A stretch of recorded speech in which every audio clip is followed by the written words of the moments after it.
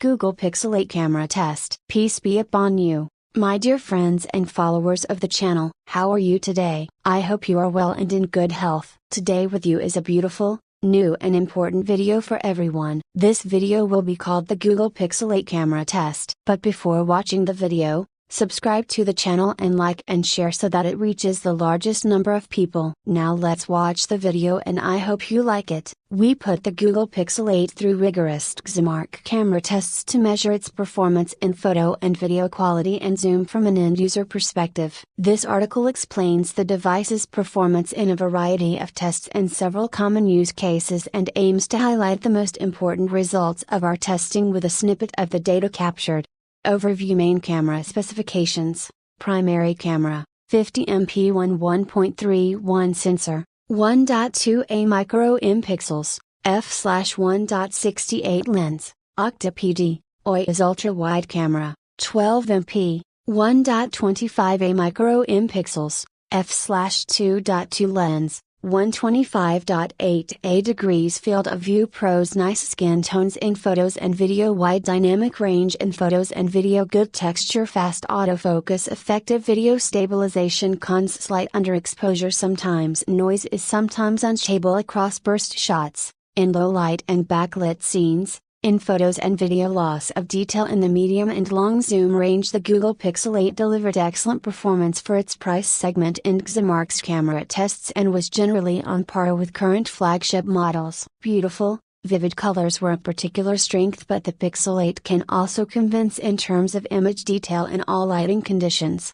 Given the identical main camera, it was no surprise that overall photo and video performance was similar to the Pixel 8 Pro. The differences were mostly noticeable in terms of zoom performance. Please note that while images were captured in Ultra HDR, our evaluations were performed using an SDR visualization workflow. This is due to the fact that Ultra HDR is a very new Android format, and we are still searching for the most suitable HDR visualization tools to enable a fair in-depth comparison. Because viewing HDR content depends on many factors, such as the viewer's screen and the application used, the images shown in this summary of test results appear SDR, meaning they do not have an HDR gain map applied. Even viewers with HDR displays will only be able to see SDR versions of images. The Pixel 8's HDR video mode produced excellent shots, with noticeably better results than the SDR mode in terms of exposure and color. Our testers also like the good video exposure and effective stabilization. In our still photography tests, the Google Pixel 8 was among the best devices tested so far, delivering generally excellent results in bright light. It was also the best phone without a dedicated camera, thanks to Google's powerful software solutions. The levels of detail captured were high, both in portraits and landscapes. While image noise was generally under control, some brightness noise could be noticed in shadow areas of the frame, especially in low light conditions and backlit scenes where the noise had a more grainy appearance. Subtle differences with the flagship Pixel 8 Pro were visible, but overall image results were very similar. The Google Pixel 8 generally offered the same exposure and color rendition as the Pixel 8 Pro. Colors were good, with very accurate white balance, and the wide dynamic range was on par with the best flagships. The occasional slight underexposure, which is noticeable in low and high contrast scenes, was the Pixel 8's main drawback in our testing. Our testers noticed some subtle differences between the Pixel 8 and 8 Pro. For example, in the sample seen below, the Pixel 8's autofocus was generally fast and accurate. The focus was almost always on target, even in difficult circumstances. However, the Pixel 8 scored lower in this category than the class-leading Huawei P60 Pro, which offered a wider depth of field in group shots. Texture tests analyzed the level of detail and texture of objects in images captured in the laboratory as well as in real-life scenarios. For landscape shots, special attention is paid to the level of detail in the bright and dark areas of the image. Objective measurements are performed on chart images captured under different illumination conditions from 1 to 1000 lux and different types of dynamic range conditions. The charts used are XMark, DMC, chart and dead leaves chart. Noise tests analyze different noise attributes such as density, color, grain, and structure in real-world images as well as chart images captured in the laboratory. For natural images,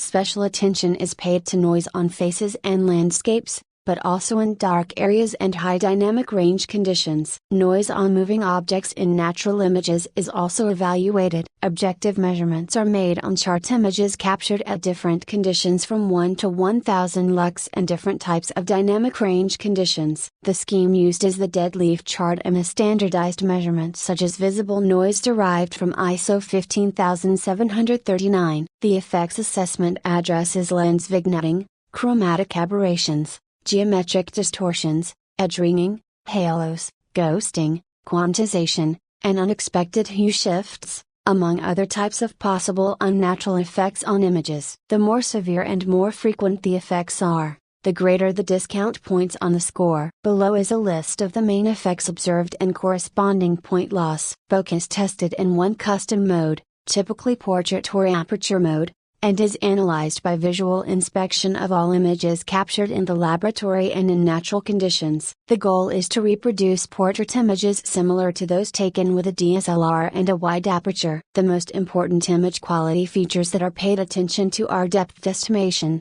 artifacts, blurring, and bokeh highlights. Portrait image quality attributes, exposure, color and texture, are also taken into account. The Google Pixel 8 offered a beautiful, accurate simulated bokeh effect. Our experts also noted that it offers better blur intensity as well as larger, more contrasting backlights than the Pixel 8 Pro. Preview tests analyze image quality in the camera app's preview of an image, paying particular attention to the difference between capture and preview, especially regarding dynamic range and bokeh effect application. Smoothness of exposure, color and focus adjustment are also evaluated when zoomed from the minimum to maximum available zoom factor. Preview frame rate is measured using the global LED timer. The Google Pixel 8 ultra-wide camera provided decent image quality overall, especially in daylight photography. In low light, our testers noticed a stronger loss of detail compared to the Pixel 8 Pro, which uses a larger image sensor and a faster aperture,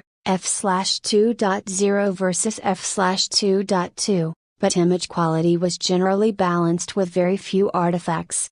In terms of camera hardware, the main difference from the flagship Google Pixel 8 Pro is the lack of a dedicated telephoto camera on the Pixel 8, which means digital methods are used to achieve the telephoto zoom. Thanks to the high-resolution sensor, digital crop works very well up to 2x, with similar behavior to the Apple iPhone 15. Devices with a telephoto camera, such as the Google Pixel 8 Pro or iPhone 15 Pro Max, will provide better quality images when zoomed in further.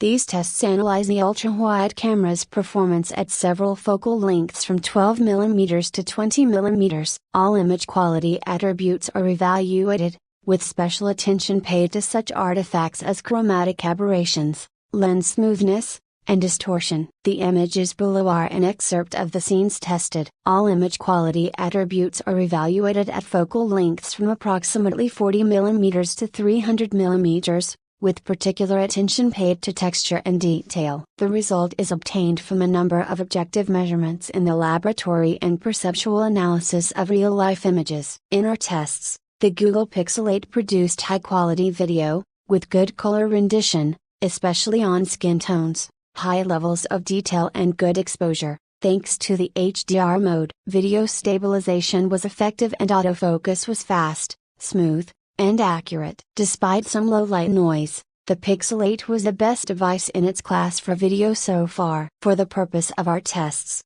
video was recorded at 4K and 30 FPS in HDR mode. Exposure tests evaluate the brightness of the main subject and dynamic range. That is the ability to render visible detail in both bright and dark areas of the image. Exposure stability and temporal adaptation are also analyzed. Image quality analysis looks at color rendition, skin tone rendition, white balance, color shading, white balance stability and its adaptation when light changes.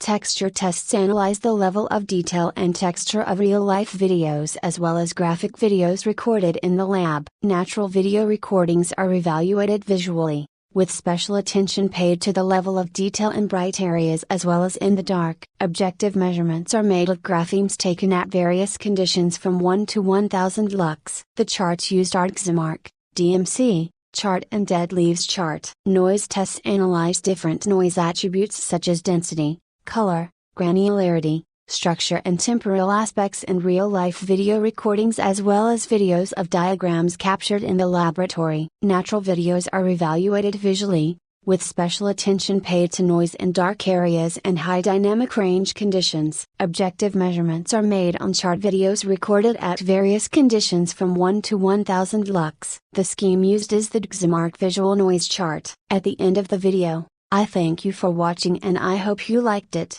and see you in a new video.